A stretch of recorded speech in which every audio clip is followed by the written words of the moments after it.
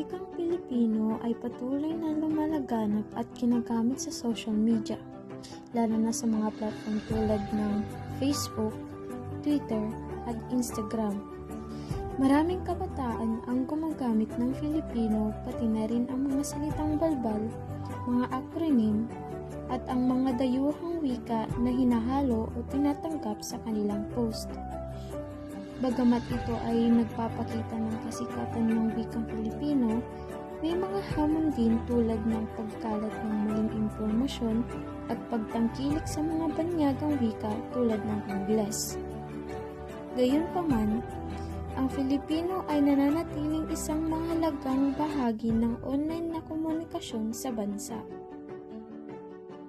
Ang wastong paggamit ng wikang Filipino sa social media ay mahalaga upang mapanatili ang paggalang sa ating wika at kultura. Sa tamang paggamit ng gramatika at wastong baybay, naipapakita natin ang pagrespeto sa ating sariling wika at nakakatulong din tayo sa pagpapayaman nito. Sa social media, naipapahayag din natin ang ating mga saloobin, damdamin at kultura sa isang paraan na mas madaling maunawaan at mas malapit sa puso ng bawat Pilipino. Mahalagang maingat sa ating pananalita at iwasan ang pagmumura o pagsasalita ng hindi magalang.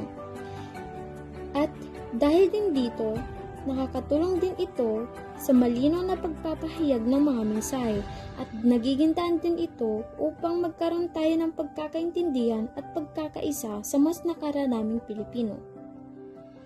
Ngayon mga kaibigan, nais ko sanang ibahagi sa inyo ang mga 10 salita na bihira na lamang gamitin nating mga Pilipino.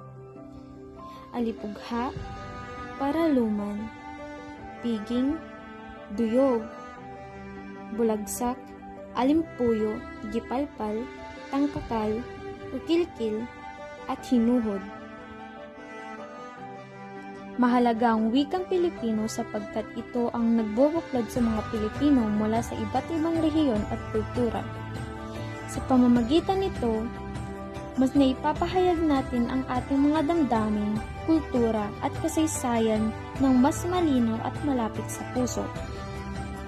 Ang wikang Pilipino ay simbolo rin ng ating pagkakakilanlan at pagmamahal sa ating inang bayan.